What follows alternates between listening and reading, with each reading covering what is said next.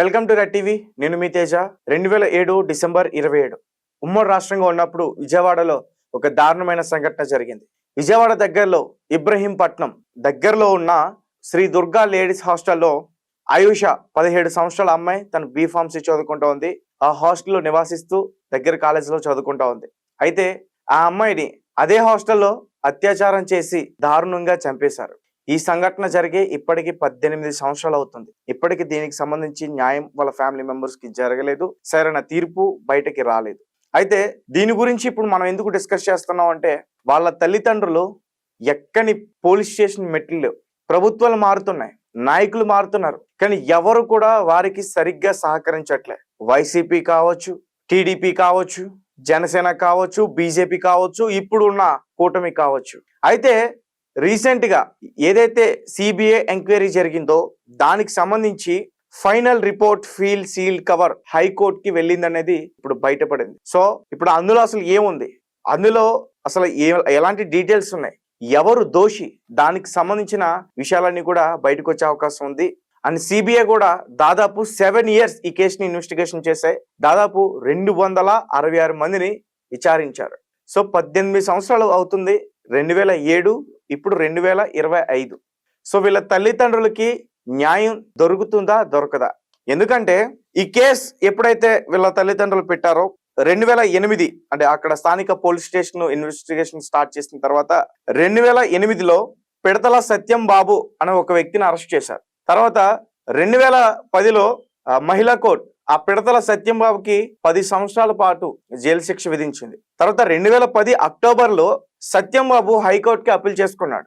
తర్వాత 2017 హైకోర్టు సత్యం బాబు నిర్దోషి, పాపం అతని అమాయకుడు, అతనికి ఏం తెలియదు అంటూ కూడా అతన్ని విడుదల చేసింది. తర్వాత 2018 ఎవరైతే ఆయుష పేరెంట్స్ ఉన్నారో వాళ్ళు హైకోర్టుకి అప్పీల్ చేసుకున్నారు. దాని తర్వాత 2018లో ఈ కేసుని మళ్ళీ రీఓపెన్ చేశారు. రీఓపెన్ చేయడంతో పాటు ఈ కేసుని సిబిఐ ఎంక్వైరీ జరిపించాలంటూ కూడా వాళ్ళు డిమాండ్ చేశారు. అలాగే సిబిఐ కూడా ఈ కేసుని అప్పగించడం జరిగింది. అలాగే వారు కొన్ని విషయాలు కూడా చెప్పుకొచ్చారు. అంటే 2014 అంటే దాదాపు అప్పుడు సమైక్యాంధ్ర గొడవలు జరుగుతున్నాయి. ఎందుకంటే ఒక పక్క తెలంగాణ సెపరేట్ గా కావాలంటూ, ఇక్కడ తెలంగాణ స్టేట్ కావాలంటూ కూడా అప్పుడు జరుగుతున్న గొడవలు కావచ్చు, ఇవన్నీ కూడా కావచ్చు. సో ఆ టైంలో ఈ కేసుకి సంబంధించిన కొన్ని రికార్డ్స్ అన్ని కూడా తగలబడిపోయాయి అంటూ కూడా ఒక న్యూస్ అయితే బయటకు వచ్చింది. దానికి సంబంధించి కూడా హైకోర్టులో వీళ్ళు దాని గురించి కూడా చెప్పుకున్నారు. దాని తర్వాత దాని మీద కూడా ఒక కేసుని అయితే ఓపెన్ చేయడం జరిగింది. తర్వాత 2019 ఆయుష డెడ్ బాడీని ఎక్కడైతే పాతి పెట్టారో అక్కడి నుంచి వెలికి తీసి బయటికి మళ్ళీ రీపోస్ట్ మార్టం చేశారు. ఫారెన్సిక్ రిపోర్ట్స్ కూడా బయటకు వచ్చాయి. అవి కూడా 2020లో హైకోర్టుకి ఒక నివేదిక కూడా ఇవ్వడం జరిగింది సిబిఐ వాళ్ళు. అయితే ఫారెన్సిక్ రిపోర్ట్స్ లో మాత్రం తనని చాలా బలంగా తలపైన కొట్టినట్టుగా కూడా చెప్తా ఉన్నారు. తలపైన కొట్టి చిత్రహింసలకు గురి చేసి చంపేశారు ఆ అమ్మాయిని. సో ఆయుష కేసు ఫస్ట్ నుంచి కూడా చాలా మంది వస్తున్నారు, మారుతున్నారు, వెళ్తున్నారు, వాళ్ళ పదవులు మారుతున్నాయి, ఉన్నత పదవులకు వెళ్తున్నారు, హయ్యర్ ప్రమోషన్స్ వస్తున్నాయి, కానీ ఎవరు కూడా ఈ కేసు గురించి ముందుకు తీసుకెళ్లే ప్రయత్నం చేయలేకపోయారు. అయితే 2020 హైకోర్టుకి ఒక నివేదికనైతే సిబిఐ ఇవ్వడం జరిగింది. అండ్ 2023 సిబిఐ ఆయుష బంధువులకు సంబంధించి పూసపాటి కృష్ణప్రసాద్ అనే ఒక వ్యక్తిని కూడా విచారించారు. అప్పటి డిఎస్పి ఎం శ్రీనివాస్ ఆయన కూడా విచారించారు. దాదాపు ఈ కేసుని సిబిఐ 7 సంవత్సరాలు ఎంక్వైరీ చేసింది. 266 మందిని విచారించారు.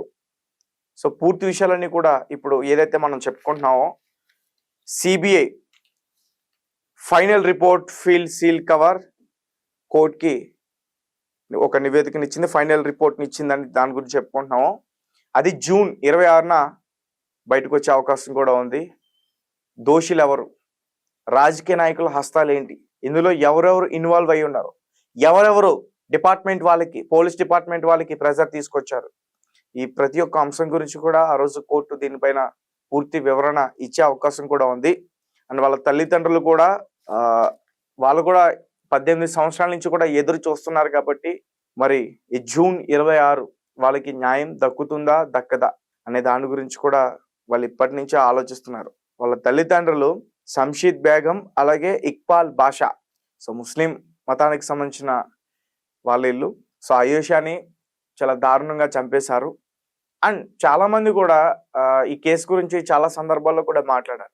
18 సంవత్సరాలు అవుతుంది, ప్రభుత్వాలు మారుతున్నాయి, ఆఫీసర్స్ మారుతా ఉన్నారు, కొత్త రాజకీయ నాయకులు వస్తున్నారు, కానీ ఎవరు కూడా ఈ కేసుని ముందుకు తీసుకెళ్లే ప్రయత్నం చేయట్లేదు. అంటే దీని వెనకాల ఎవరైనా ప్రభుత్వానికి సంబంధించిన అధికారులు కానీ, లేకపోతే రాజకీయ నాయకులు కొడుకులు కానీ, రాజకీయ నాయకులు కానీ ఎవరైనా ఉన్నారా?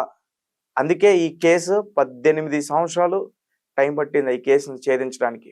ఇప్పుడు కూడా వాళ్ళ ఫ్యామిలీ మెంబర్స్ కి నమ్మకం లేదు సిబిఐ అసలు ఫైనల్ రిపోర్ట్ ఏమి ఇస్తుంది అనేది. సో జూన్ 26 వరకు కూడా అందరూ ఎదురు చూడాల్సిందే. సో ఆయేషా కేసు 18 సంవత్సరాలు అండ్ కూటమి ప్రభుత్వాన్ని కూడా వీళ్ళు కలిసినట్టుగా రీసెంట్ గా ఒక వీడియో కూడా బయటకు వచ్చింది.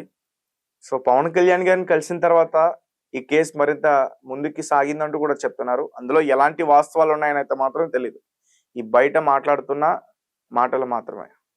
కానీ 2017లో ఈ కేసుని సరైన విచారణ జరపకుండా, సిబిఐ ఎంక్వైరీ చేయకుండా నిర్దోషి అని ఈ పిడతల సత్యంబాబు అనే ఎవరైతే ఉన్నారో ఆ వ్యక్తిని విడుదల చేశారో. దీనికి సంబంధించి కూడా చాలా మంది కామెంట్స్ చేస్తూ ఉన్నారు. సో గైస్, మీరేమంటారు? జూన్ 26వ తేదీన కోర్టు ఈ కేసుకి సంబంధించి తీర్పు చెప్పబోతుంది.